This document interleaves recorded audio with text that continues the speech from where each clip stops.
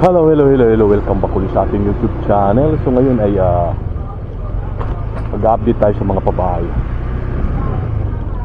Ano na ba naging development ng mga pabahay ng gobyerno dito sa Naik, Cavite? Ano na ba pinagkagawa ng mga beneficiary sa mga pabahay ng gobyerno? Okay, lakas ng hangin. Uy, may hams pala. Ito, ganda oh. Pin down na. Ayan na yung development. Talagang very positive. Minsan mag-English din tayo. So ngayon nasa balay tayo at palabas tayo. Ayan o. Grabe hangin. Mga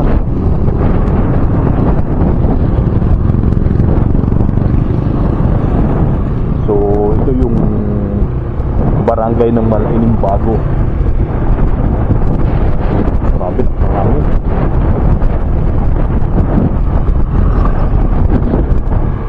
Pinapadpad tayo. So unang pupuntahan natin yung Malaining Park. Palapak ng tatlong palapag na pabahay ng gobyerno. Signal pa pala tayo ng left side. Hindi natin napansin. Meron lang isang hangin.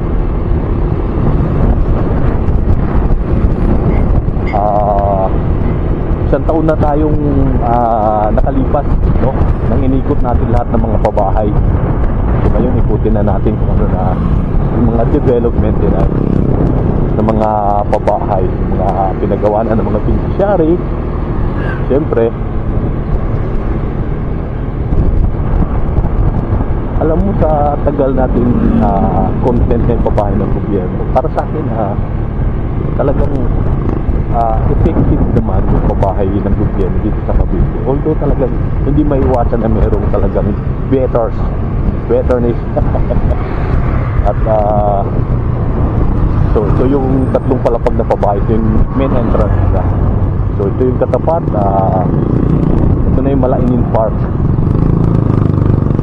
Okay. So Malaining Park is kulay blue. Pero ang lakas ng hangin, no?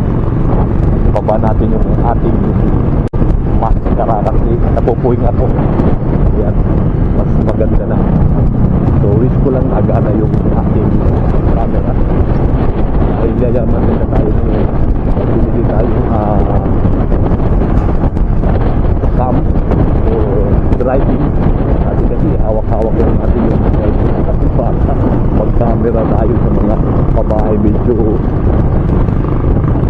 napakahirap nun pinakakasalis. Okay, ito na yung Malaining Park at pupuntahan natin dito yung left side muna, ikutin natin. So ito yung right side. Ayan. So full video ito kasi marami tayong pupunta. Malaining Park, tapos Erica, madaanan natin yun, Erica Louisville. So left side tayo, kita mo itong mga development yan. Oh, yayamanin. So magtataka ka talaga na gumaganda yung mga bahay. Sasabi natin na ang yayaman ng mga beneficiary. Oo, ito talaga totoo, mayayaman po talaga. Kasi pinagyaman na po nila yung bahay na binigay sa kanila ng gobyerno. Ito may bakanting lupa pa, hindi pa na-afford ito ng gobyerno. So private pa din. So ito yung left side, no? Nung Malaining Park. Parang extension ito. Ayan, kita nyo, no? Oh.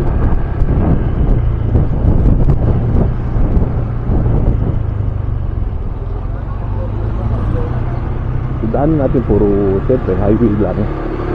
At subukan natin mauna dito sa lahat. Ayan. Ayan. Nainis, may ari. Nagsulat ang bawal maglagay ng basura dito. kasi maraming ang daming makulit na tao, talagang walang pakialam. So balik tayo sa mga kabahayan.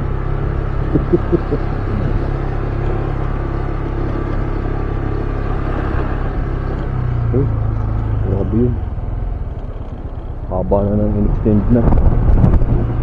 So dito halos puno na rin, although may mga bakante pa, pero halos puno na. Okay, so yan, kita nyo naman kung ano na yung mga development ng mga bahay, diba, mga CCTV pa. Kasi hindi may iwasan na meron talagang mga mapagsamantala mga tao. Wow, ito dito, kita nyo to,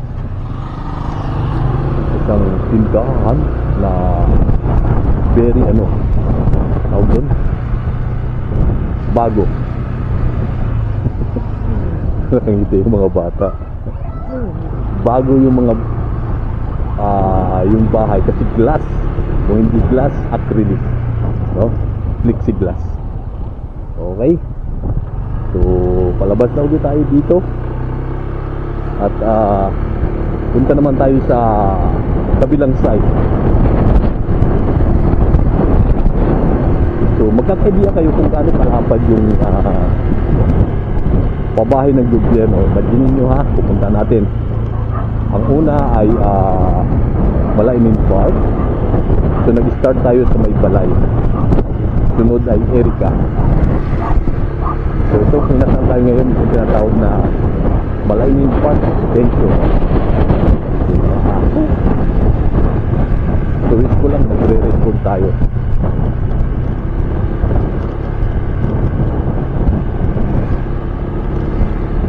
Nakadulo yung side na ito ng pabahay ng Malainin Park. At pagdating natin dyan sa dulo ay ayan, meron na rin pharmacy. Isa sa importante, dandaan tayo. Ang free na naman. Okay, so maliwan na tayo. Grabe na yung ginawa doon, ginawa ng tambayan, kasi ilog na ito dito, tulay. Pero matulog at tanghali, lalo ngayon dating yung summer, presko.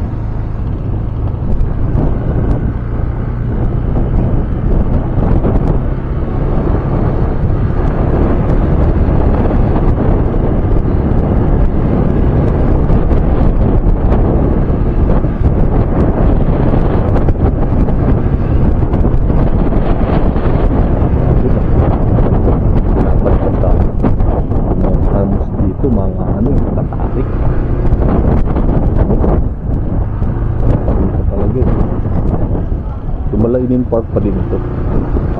Kaliwa tayo para makita nyo yung kaliwang side. Makita nyo yan, gano'ng paganda. So parang magkakamag-anak sila kasi yung isang butay, yung isang kalera, hindi natin alam. So dito bawal magtapon ng basura.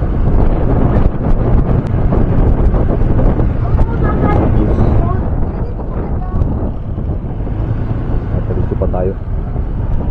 Ay, naku, malilit yung man. Okay, pinakadulo na ito.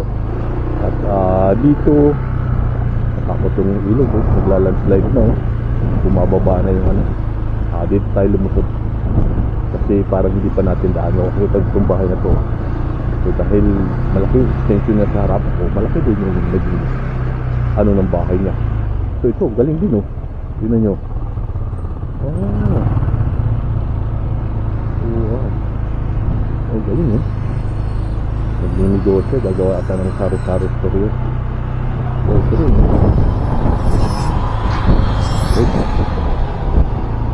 gawaan pala ng salamin yung negosyo nila kuya. Yan, tingnan nyo yan, ganda, diba? So kanan na tayo dito sa kanto na to. Sana lang nagre-record tayo. Ito, halos gawaan lahat, pang halira, gawa na harap ng bahay. So dito wala pang nagpapa-second floor. Nung sa balay kasi halos marami na nagpa-second floor. Tinas nilagyan na nila ng taas yung bahay nila. O dito tinan nyo yung mga harap ng bahay. Nakapampa-sexy garter si ate. Ayun dalawa, pagkamag-anak din. Isa yung nako, may sound pa. Wala ka dyan kuya, maperetas kayo.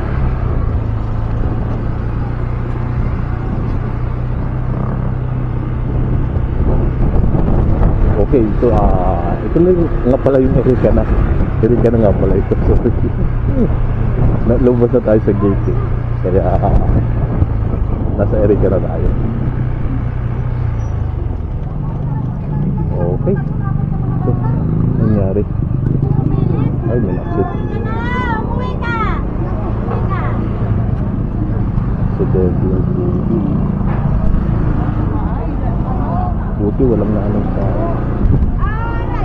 Buti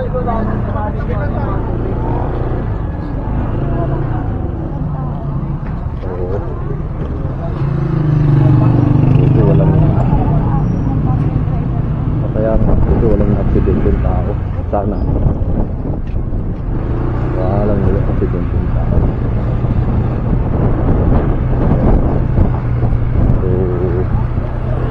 So ito dito, kita mo kung mga bahay na ito.